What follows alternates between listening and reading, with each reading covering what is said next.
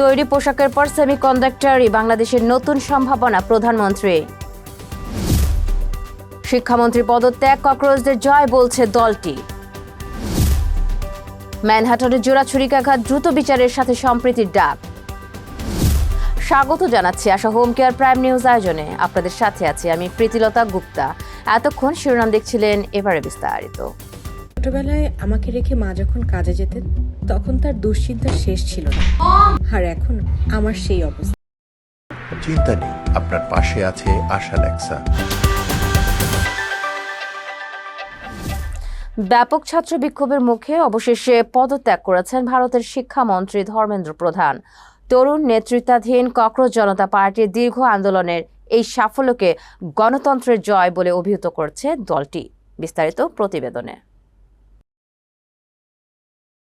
নিজের এক্স অ্যাকাউন্টে পদত্যাগপত্র প্রকাশ করে প্রধানমন্ত্রী নরেন্দ্র মোদীর কাছে পদত্যাগপত্র পাঠানোর কথা জানান ধর্মেন্দ্র প্রধান। বার্তায় তিনি বলেন, জান্তার মান্তার ও সারা দেশে যে পরিস্থিতি তৈরি হয়েছে তাতে যেন কোনো রাষ্ট্রবিরোধী শক্তি সুযোগ নিতে না পারে, সে কারণেই তিনি পদত্যাগের সিদ্ধান্ত নিয়েছেন। দেশের তরুণ প্রজন্মের প্রত্যাশা ও আবেগকে তিনি গভীরভাবে সম্মান করেন বলেও উল্লেখ করেন। পদত্যাগের খবরে দিল্লির কেন্দ্রস্থলে আনন্দে ফেটে পড়েন বিক্ষোভকারীরা। ককরোচ জনতা পার্টির প্রতিষ্ঠাতা অভিজিৎ দীপকে বলেন, তারা কাজটি করে দেখিয়েছেন এবং ধর্মেন্দ্র প্রধান পদত্যাগ করেছেন। এক্সে দেওয়া প্রথম প্রতিক্রিয়ায় দলটি লেখে, ককরোচদের জয় হয়েছে, গণতন্ত্রের জয় হয়েছে। তবে সাফল্যের কৃতিত্ব একা নিতে নারাজ অভিজিৎ দীপকে। জান্তার মান্তারে দাঁড়িয়ে তিনি বলেন, ধর্মেন্দ্র প্রধানের পদত্যাগে যেন তাকে নায়ক বানানো না হয়, কারণ একজন ব্যক্তিকে নায়ক বানানোর ভুলেই দেশের এত ক্ষতি হয়েছে। অভিজিতের মা অনিতা দীপকে জানান, গত 2.5 মাস ধরে লড়াই চালিয়ে যাচ্ছেন শিক্ষার্থীরা। এত অল্প বয়সে ছেলের এই অর্জনে গর্বিত তিনি। আন্দোলনের সময় থাপ্পড় ও কটূক্তির শিকার হওয়া অভিজিৎ এখন বিজয়ী। জাতীয় মেডিকেল ভর্তি সহ কয়েকটি প্রতিযোগিতামূলক পরীক্ষার প্রশ্নপত্র ফাঁসের অভিযোগ থেকে শুরু হওয়া এই আন্দোলনে ক্ষতিগ্রস্ত হয়েছে প্রায় 20 লাখ শিক্ষার্থী। এই প্রশ্ন ফাঁসের সঙ্গে একাধিক শিক্ষার্থীর আত্মহননের ঘটনাও জড়িত বলে অভিযোগ রয়েছে। প্রাথমিকভাবে শিক্ষাখাত সংস্কারের দাবিতে শুরু হলেও আন্দোলনটি ক্রমেই বেকারত্ব, সরকারের জবাবদিহি ও অর্থনৈতিক সুযোগের অভাবের মতো বৃহত্তর ক্ষোভের রূপ নেয়। 2014 সালে ক্ষমতায় আসার পর থেকে এটি প্রধানমন্ত্রী নরেন্দ্র মোদীর জন্য অন্যতম বড় চ্যালেঞ্জ হয়ে দাঁড়ায়। ভারতের প্রধান বিচারপতির এক মন্তব্য থেকে এই আন্দোলনের নামকরণ, যেখানে তিনি বেকার তরুণদের তুলনা করেছিলেন তেলাপোকার সঙ্গে। এই মন্তব্যকে ব্যঙ্গ করে জন্ম নেয় ককরোচ জনতা পার্টি। এর আগে সোমবার পার্লামেন্ট অভিমুখে মিছিলে পুলিশের লাঠিচার্জ ও কাঁদানো গ্যাসে বহু শিক্ষার্থী আহত হওয়ার পর বিক্ষোভ আরও তীব্র হয়ে ওঠে। বিক্ষোভ ঠেকাতে ইন্টারনেট সংযোগ ও কয়েকটি মেট্রো স্টেশন প্রবেশিকাদ্বারও সীমিত করে প্রশাসন। 57 বছর বয়সী ধর্মেন্দ্র প্রধান প্রধানমন্ত্রী নরেন্দ্র মোদীর দল বিজেপির একজন জ্যেষ্ঠ নেতা এবং দলের উদীয়মান মুখ হিসেবেই পরিচিত ছিলেন এতদিন। ATV USA international desk. একই বিকেলে মাত্র কয়েক ব্লকের ব্যবধানে 2 জন নিরপরাধ মানুষের উপর আচমকা রক্তক্ষয়ী হামলা। ঘটনাটি গভীরভাবে নাড়া দিয়েছে পুরো নিউ ইয়র্ক শহরকে। ম্যানহাটনের ঐতিহ্যবাহী আপার ওয়েস্ট সাইডে ঘটে যাওয়া এই জোড়া ছুরিকাঘাতের পর একদিকে যেমন জনমনে আতঙ্ক ও বিচার চাওয়ার দাবি উঠেছে, অন্যদিকে রাজনৈতিক ও সামাজিক নেতৃত্ব থেকে জোরদার হচ্ছে পারস্পরিক সম্প্রীতি বজায় রাখার তাগিদ। বিস্তারিত জানবো সাইম শুভর প্রতিবেদনে। ম্যানহাটনের আপার ওয়েস্ট সাইডে পরপর 2টি রক্তক্ষয়ী হামলার ঘটনায় 51 বছর বয়সী অভিযুক্ত রাউল মোরালেসের বিরুদ্ধে আনুষ্ঠানিকভাবে হত্যা চেষ্টা, মারাত্মক হামলা এবং বেআইনি অস্ত্র রাখার মামলা দায়ের করা হয়েছে। মামলার বেশ কিছু গুরুত্বপূর্ণ অভিযোগকে পরবর্তীতে হেট ক্রাইম বা ঘৃণাজনিত অপরাধের পর্যায়ে উন্নীত করেছে নিউ ইয়র্ক পুলিশ ও বিচার বিভাগ। আইন প্রয়োগকারী সংস্থার প্রতিনিধিরা নিশ্চিত করেছেন যে তদন্তকারীরা মোরালেস কর্তৃক দ্বিতীয় ভুক্তভোগীকে কেবল তার ধর্মীয় পরিচয়ের কারণে বেছে নিয়ে লক্ষ্যবস্তু বানিয়েছেন বলে প্রমাণ পেয়েছেন। এই ঘটনার পর নিউ ইয়র্ক জুড়ে বিচার সুনিশ্চিত করা এবং সামাজিক নিরাপত্তা জোরদার করার দাবি আরও জোরালো রূপ নিয়েছে। প্রশাসনের পক্ষ থেকে আহত 2 নাগরিকের পরিচয় প্রকাশ করা হয়েছে। তারা হলেন 57 বছর বয়সী এশীয় বংশোদ্ভূত চক সাং এবং 50 বছর বয়সী ইহুদি ধর্মাবলম্বী মোশে ইয়াসহাক গ্রুনহাউস। দুজনেই বর্তমানে গুরুতর আঘাত নিয়ে হাসপাতালে চিকিৎসাধীন রয়েছেন। তবে চিকিৎসকরা জানিয়েছেন তারা দুজনেই বিপদমুক্ত। তদন্তকারীদের দেওয়া তথ্য মতে অভিযুক্ত মোরালেস 84 নম্বর পশ্চিম স্ট্রিট ও সেন্ট্রাল পার্ক ওয়েস্টের কাছে পেছন দিক থেকে এসে আচমকা চং সাং এর পিঠে ছুরি দিয়ে আঘাত করেন। এর কিছু মুহূর্ত পর 86 নম্বর পশ্চিম স্ট্রিট ও আমস্টারডাম অ্যাভিনিউ এর কাছে একটি ইহুদি উপাসনালয়ের সামনে মোশে ইয়াসহাককে লক্ষ্য করে একটি স্ক্রুড্রাইভার দিয়ে বুকে আঘাত চালায়। পুলিশ জানিয়েছে 51 বছর বয়সী অভিযুক্ত রাউল মোরালেসকে ঘটনার পর একটি ভবনে অবরুদ্ধ অবস্থা থেকে গ্রেফতার করা হয়। তার বিরুদ্ধে অতীতেও অপরাধমূলক রেকর্ড রয়েছে। নিউ ইয়র্ক পুলিশ বিভাগ এবং মার্কিন বিচার বিভাগের সিভিল রাইটস ডিভিশন ঘটনাটিকে হেট ক্রাইম বা বর্ণবাদী অপরাধ হিসেবে গণ্য করা যায় কিনা তা নিয়ে গভীর তদন্ত শুরু করেছে। নিউ ইয়র্ক সিটির মেয়র জোহরান মামদানি এই হামলার তীব্র নিন্দা জানিয়ে বলেন, প্রাথমিক তদন্তে হামলাকারীর মানসিক স্বাস্থ্যের বিষয়টি উঠে এসেছে, তবে এটিকে ঘৃণাজনিত অপরাধ হিসেবেও খতিয়ে দেখা হচ্ছে। আমাদের ভালোবাসার এই শহরে কোনো ধরনের বিদ্বেষমূলক আক্রমণের কোনো স্থান নেই। একই সুর শোনা যায় নিউ ইয়র্কের গভর্নর ক্যাথি হোকুলের কণ্ঠেও। তিনি স্পষ্ট জানান, বহু সংস্কৃতির পারস্পরিক সহাবস্থানই নিউ ইয়র্কের আসল শক্তি এবং কোনো বিভেদ সৃষ্টিকারী শক্তিকে ছাড় দেওয়া হবে না। একটি বৈচিত্র্যময় শহরে হামলা ও আক্রমণ কোনো সমাধান আনতে পারে না। ঘটনার দৃষ্টান্তমূলক বিচারের দাবির পাশাপাশি শহরের সচেতন নাগরিক সমাজ এখন জোর দিচ্ছে মানবিক মূল্যবোধ জাগ্রত করার উপর। ভয় বা বিদ্বেষ ছড়িয়ে নয়, বরং পারস্পরিক শ্রদ্ধা ও সম্প্রীতি বজায় রেখেই যে কোনো সংকট মোকাবেলা করা সম্ভব। এই জোড়া হামলার পর এটাই এখন নিউ ইয়র্কের মূল বার্তা। Sayem Shuvo, ATV USA, New York. New Jersey রাজ্যের আটলান্টিক সিটিতে আগামী 12 আগস্ট বুধবার Bangladesh association of South Jersey কর্তৃক আয়োজিত আটলান্টিক সিটি কালচারাল ফেস্টিভ্যালে প্রবাসী বাংলাদেশি কৃতি শিক্ষার্থীদের সংবর্ধনা দেওয়া হবে। সাউথ জার্সির বিভিন্ন স্কুলের প্রথম গ্রেড থেকে একাদশ গ্রেডের যেসব বাংলাদেশি আমেরিকান শিক্ষার্থী এ এবং এ বি অনার রোল পেয়েছে, এই অনুষ্ঠানে তাদেরকে ক্রেস্ট প্রদানের মাধ্যমে সংবর্ধনা দেওয়া হবে। এছাড়া দ্বাদশ শ্রেণীর সমাপনী পরীক্ষায় উত্তীর্ণ সেরা 10 শিক্ষার্থীকেও পুরস্কৃত করা হবে। বিএএসজে সভাপতি জহিরুল ইসলাম বাবুল বলেন, প্রবাসী বাংলাদেশি সন্তানদের মেধা ও মননের সর্বোচ্চ বিকাশ ঘটানোর লক্ষ্যেই আমাদের এই প্রয়াস। সংবর্ধনা কমিটির প্রধান আবু জাহেদের নেতৃত্বে মোহাম্মদ নাজিমুদ্দিন শাহ মাহমুদ মহসিন আল মামুন সংবর্ধনা অনুষ্ঠানটিকে সফল ও সার্থক করে তোলার জন্য নিরলস প্রচেষ্টা চালিয়ে যাচ্ছেন। প্রবাসী বেড়ে ওঠা প্রজন্মের জন্য অনুপ্রেরণাদায়ী এই সংবর্ধনা অনুষ্ঠানটি কমিউনিটিতে বেশ সাড়া ফেলেছে। হলিউডের চিরাচরিত ফর্মুলা যখন একঘেয়েমির চূড়ায়, ঠিক তখনই বিশ্ব চলচ্চিত্রের আকাশে এক নতুন ঝড়ের পূর্বাভাস দিচ্ছে অস্কার জয়ী মেক্সিকান পরিচালক আলেহান্দ্রো গঞ্জালেস ইনারিতু এবং হলিউডের লাস্ট অ্যাকশন হিরো টম ক্রুজের প্রথম যৌথ প্রয়াস ডিগার।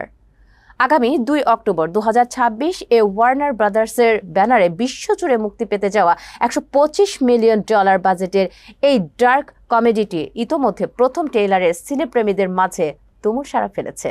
তবে এটি কেবল আরেকটি সাধারণ বিগ বাজেট সিনেমা নয়, এটি বিশ্ব চলচ্চিত্রের এক অনন্য শৈল্পিক পরীক্ষা, যা একই সাথে বিনোদন ও সামাজিক বাস্তবতার এক নির্মম আয়না। বিস্তারিত জানব সায়েম শুভর প্রতিবেদনে।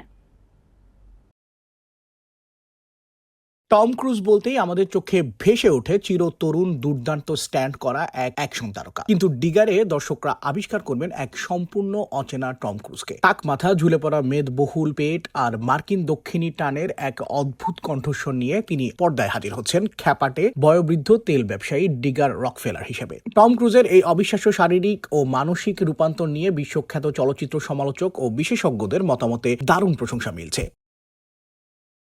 সিনেমার মূল গল্পটি আবর্তিত হয়েছে ধনকুবের ডিগার রকফেলারকে কেন্দ্র করে। তার কোম্পানির গভীর সমুদ্রের ড্রিলিং প্রযুক্তির এক ভয়াবহ ত্রুটির কারণে বিশ্বব্যাপী এক পরিবেশগত বিপর্যয় নেমে আসে, যার আর্থিক ক্ষতির পরিমাণ প্রায় $18 ট্রিলিয়ন। কিন্তু নিজের ভুল স্বীকার করার বদলে অহংকারী ডিগার বিশ্ববাসীকে বোঝাতে শুরু করেন যে তিনি একমাত্র ত্রাণকর্তা যিনি পৃথিবীকে এই ধ্বংসের হাত থেকে বাঁচাতে পারবেন। সিনেমার এই পটভূমিকে চলচ্চিত্র বিশেষজ্ঞরা বর্তমান জলবায়ু সংকট এবং বড় বড় কর্পোরেট প্রধানদের ভণ্ডামির এক দারুণ ব্যঙ্গাত্মক রূপক হিসেবে দেখছেন।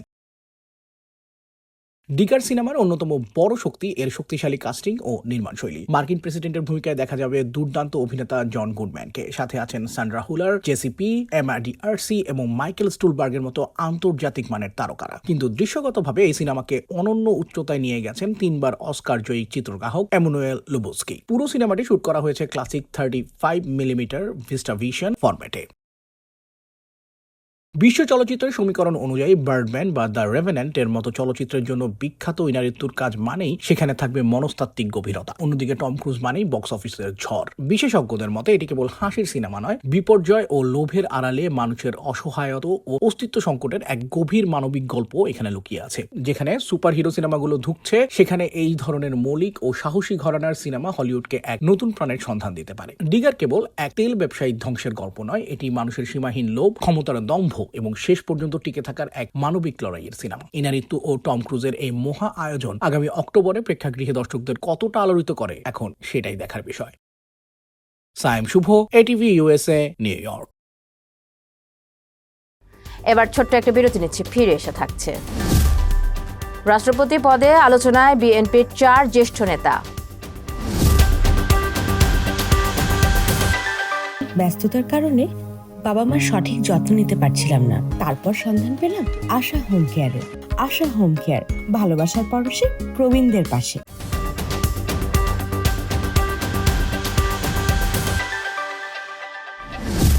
স্বাগত আবারও আশা হোম কেয়ার প্রাইম নিউজ আয়োজনে। তৈরি পোশাক শিল্পের পর সেমিকন্ডাক্টর শিল্প হয়ে উঠতে পারে বাংলাদেশের অর্থনীতির নতুন চালিকা শক্তি, এমন আশা ব্যক্ত করেছেন প্রধানমন্ত্রী তারেক রহমান। রাজধানীতে আয়োজিত এক জাতীয় সম্মেলনে তিনি একথা বলেন। বিস্তারিত প্রতিবেদনে। শনিবার রাজধানীর নব থিয়েটারে national semiconductor symposium and BEAR summit 2026-এর উদ্বোধনী অনুষ্ঠানে প্রধান অতিথির বক্তব্যে প্রধানমন্ত্রী বলেন, এই সম্ভাবনাময় খাতকে বাস্তবে রূপ দিতে ব্যবসা বান্ধব পরিবেশ তৈরি সহ সরকার ইতোমধ্যে সর্বাত্মক পরিকল্পনা বাস্তবায়ন শুরু করেছে। বিশ্বজুড়ে ছড়িয়ে থাকা প্রবাসী বাংলাদেশিদের মেধার কথা তুলে ধরে তিনি বলেন, তাদের অনেকেই নিজ উদ্যোগে এই সম্মেলনে অংশ নিয়েছেন। সরকার একটি স্বনির্ভর, সমৃদ্ধ ও প্রযুক্তি নির্ভর বাংলাদেশ গড়তে চায় বলেও জানান তিনি। চতুর্থ ও পঞ্চম শিল্প বিপ্লবের যুগে সেমিকন্ডাক্টরকে আধুনিক সভ্যতার ভিত্তি আখ্যা দিয়ে প্রধানমন্ত্রী বলেন, কৃত্রিম বুদ্ধিমত্তা থেকে রোবোটিক্স, নবায়নযোগ্য জ্বালানি থেকে মহাকাশের স্যাটেলাইট, প্রতিটি খাতেই এখন চিপ অপরিহার্য হয়ে উঠেছে। 2026 সালের মধ্যে বৈশ্বিক সেমিকন্ডাক্টর বাজার প্রায় $1 ট্রিলিয়ন পৌঁছাবে জানিয়ে তিনি আশাবাদ ব্যক্ত করেন। 2030 সালের মধ্যে নির্ধারিত রপ্তানি আয়ের লক্ষ্যমাত্রা অর্জন করতে পারবে বাংলাদেশ। তিনি এই খাতকে জাতীয় অগ্রাধিকার হিসেবে বিবেচনা করার কথা জানিয়ে বলেন, সরকার, বিশ্ববিদ্যালয়, গবেষণা প্রতিষ্ঠান, উদ্যোক্তা ও প্রবাসী বিশেষজ্ঞদের একযোগে কাজ করার প্রয়োজনীয়তার কথাও তুলে ধরেন তিনি। সরকারের গৃহীত পদক্ষেপের বিবরণ দিয়ে প্রধানমন্ত্রী জানান, চলতি বাজেটে সেমিকন্ডাক্টর শিল্পের কাঁচামালের উপর থেকে সব কর ও শুল্ক প্রত্যাহার করা হয়েছে এবং সেমিকন্ডাক্টর ডিজাইন সার্ভিস রপ্তানির উপর নগদ প্রণোদনা চালুর উদ্যোগও নেওয়া হয়েছে।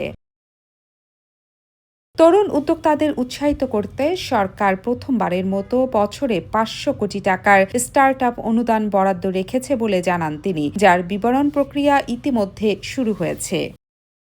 ATV USA news desk. রাষ্ট্রপতি মোহাম্মদ শাহাবুদ্দিনের পদত্যাগের পর কে হচ্ছে নতুন রাষ্ট্রপতি তা নিয়ে চলছে ব্যাপক আলোচনা।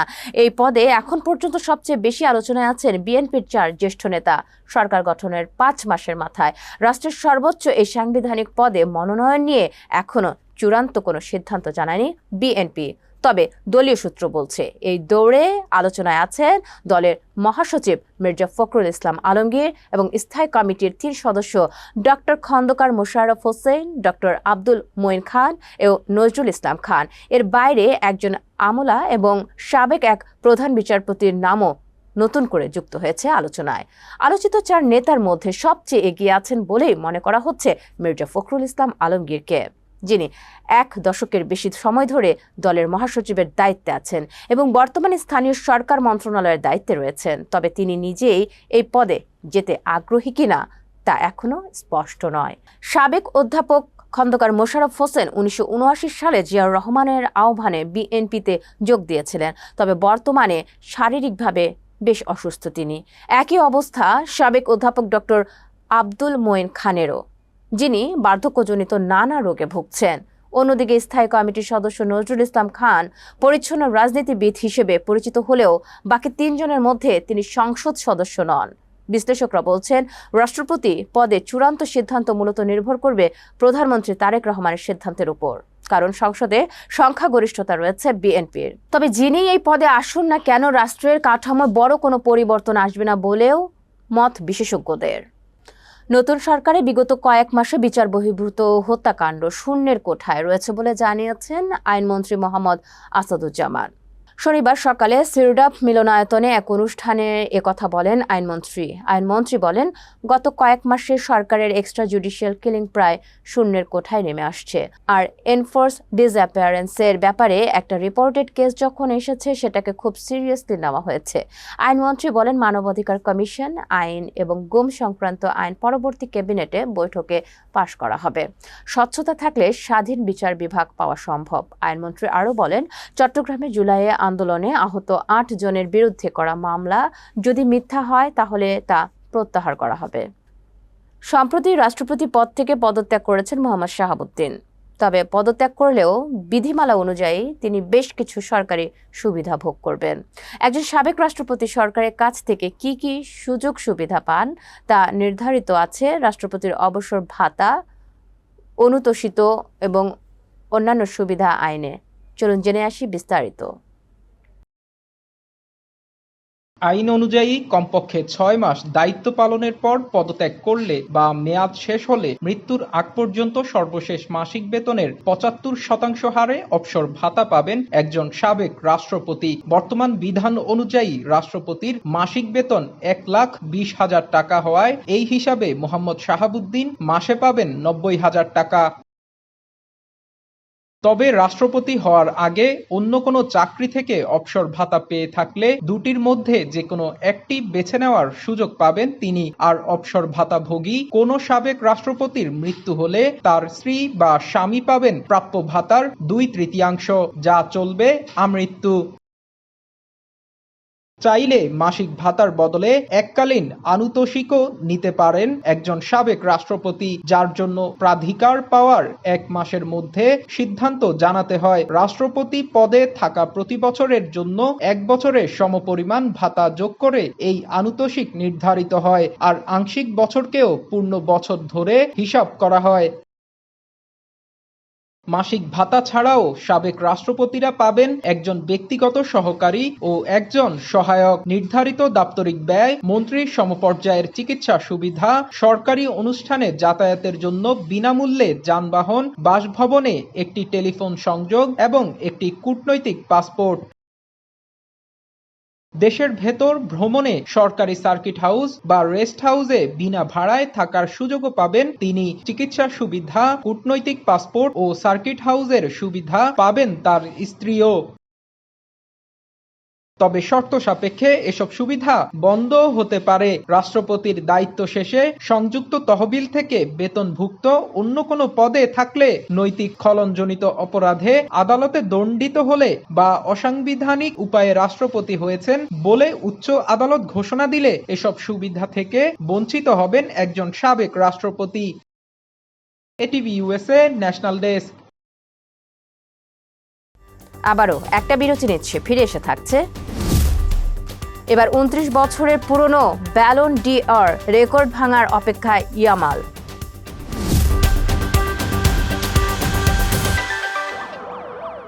আমি যদি মিথ্যে বলতাম তাহলে আমার ছেলেটা কি শিখত? বাবা, সব সময় সাদাকে সাদা এবং কালোকে কালো বলি। সাপ্তাহিক সাদা কালো, আমরা সাদাকে সাদা, কালোকে কালো বলি।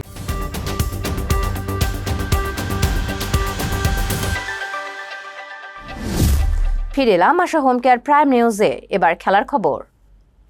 2026 ফিফা বিশ্বকাপে স্পেনকে শিরোপা জেতানোর পর এবার ব্যালন ডি'অর জয়ের দৌড়ে সবচেয়ে এগিয়ে থাকা নামগুলোর একটি লামিন ইয়ামাল। মাত্র 19 বছর বয়সে 29 বছরে পুরনো একটি ঐতিহাসিক রেকর্ড ভাঙার হাতছানি পাচ্ছেন এই বার্সেলোনা তারকা। স্প্যানিশ সংবাদ মাধ্যম মুন্দো দেপোর্তিভো জানিয়েছেন, বিশ্বকাপ জয়ের পর ব্যালন ডি'অর জয়ের সম্ভাবনা আরও উজ্জ্বল হয়েছে ইয়ামালের। বিশ্বকাপের পাশাপাশি লা লিগা শিরোপা এবং পুরো মৌসুম জুড়ে ধারাবাহিক দুর্দান্ত পারফরম্যান্স তাকে বিশ্বের সেরা খেলোয়াড়দের কাতারে নিয়ে গেছে। এত অল্প বয়সে বিশ্বকাপ জয়ের কীর্তি ফুটবল ইতিহাসে খুবই বিরল। ব্রাজিলের কিংবদন্তি পেলে এবং ইতালির জিউসেপ্পে বেরগোমির পর সবচেয়ে কম বয়সী বিশ্বকাপ জয়ী গুরুত্বপূর্ণ খেলোয়াড়দের তালিকায় নাম লিখিয়েছেন ইয়ামাল। এর আগে 2024 সালে স্পেনের হয়ে ইউরো চ্যাম্পিয়নশিপও জিতেছেন তিনি এবং টুর্নামেন্টের সেরা তরুণ খেলোয়াড়ের পুরস্কার অর্জন করেন। জাতীয় দলের হয়ে এখন পর্যন্ত 33টি আন্তর্জাতিক ম্যাচ খেলেছেন ইয়ামাল। ক্লাব পর্যায়ে বার্সেলোনার হয়ে জিতেছেন 3টি লা লিগা, 2টি স্প্যানিশ সুপার কাপ এবং 1টি কোপা দেল রে। আগামী মৌসুমে উয়েফা চ্যাম্পিয়ন্স লিগা জয়ই তার অন্যতম লক্ষ্য। শেষ করার আগে থাকছে বিনোদনের খবর। শিক্ষা সংস্কার ও পরীক্ষা ব্যবস্থায় স্বচ্ছতার দাবিতে দিল্লির যন্তর মন্তরে চলমান ছাত্র আন্দোলনের অংশ নিয়ে অসুস্থ হয়ে পড়েছেন বর্ষিয়ান অভিনেত্রী শাবানা আজমি। বিস্তারিত প্রতিবেদনে। সোমবার শুরু থেকে আন্দোলন স্থলে সক্রিয় ছিলেন 75 বছর বয়সী এই অভিনেত্রী। বিক্ষোভ মিছিলে সরাসরি অংশ নিয়ে আন্দোলনকারীদের পাশে দাঁড়ান তিনি। তবে কর্মসূচি চলাকালে হঠাৎ মাথা ঘোরার সমস্যা দেখা দেয় তাঁর। পরিস্থিতি দেখে দ্রুত তাকে নিরাপদ স্থানে সরিয়ে নেন স্বেচ্ছাসেবক ও নিরাপত্তা রক্ষীরা। সামাজিক যোগাযোগ মাধ্যমে ছড়িয়ে পড়া একটি ভিডিওতে দেখা যায় ভিড়ের মধ্যে থেকে তাকে ধরে নিরাপত্তা কর্মীদের একটি কক্ষে নিয়ে যাওয়া হচ্ছে, যেখানে পানি ও হাত পাখার বাতাস দিয়ে সেবা দেন স্বেচ্ছাসেবকেরা। কিছুক্ষণ বিশ্রামের পর শারীরিক অবস্থার উন্নতি হয় তার। অসুস্থ হওয়ার আগে অভিনেতা প্রকাশ রাজের সঙ্গে একটি ট্রাকে চড়ে মিছিলে অংশ নেওয়ার ছবি নিজের সামাজিক মাধ্যমে শেয়ার করেছিলেন শাবানা। সেখানে তিনি জানান, আন্দোলনকারীদের সঙ্গে আলোচনায় বসতে সরকার রাজি হওয়ায় তিনি আশাবাদী। পাশাপাশি স্পষ্ট করেন যে এই আন্দোলন সম্পূর্ণ শান্তিপূর্ণ।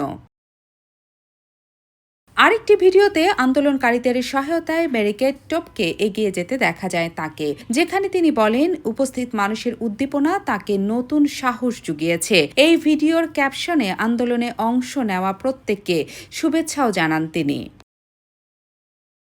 সংবাদ সংস্থা পিটিআইকে দেওয়া সাক্ষাৎকারেও আন্দোলনের চরিত্র নিয়ে স্পষ্ট বার্তা দেন শাবানা। তাঁর ভাষ্যমতে শান্তিপূর্ণভাবে প্রতিবাদ জানানো সংবিধান প্রদত্ত অধিকার এবং মহাত্মা গান্ধীর অহিংসার আদর্শেই বিশ্বাসী তাঁরা। আন্দোলনে বলিউড তারকাদের তুলনামূলক কম উপস্থিতি নিয়ে প্রশ্নের জবাবে সেই বিতর্কে যেতে চাননি অভিনেত্রী। তার মতে কে এলেন বা এলেন না তা নিয়ে আটকে থাকার বদলে শিক্ষা ব্যবস্থার সংস্কারের দাবিতে রাস্তায় নামা মানুষের পাশে দাঁড়ানোই এখন সবচেয়ে জরুরি।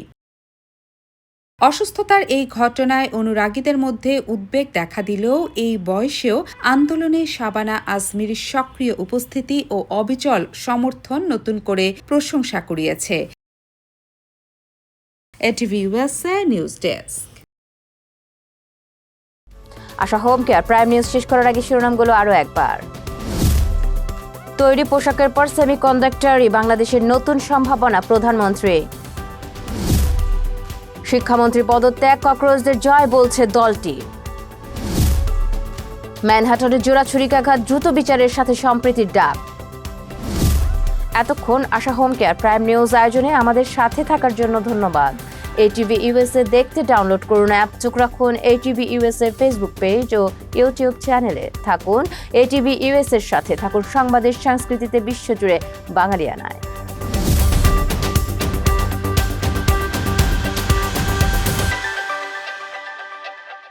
এটিভি ইউএসএ, বিশ্বজুড়ে বাঙালিয়ানা।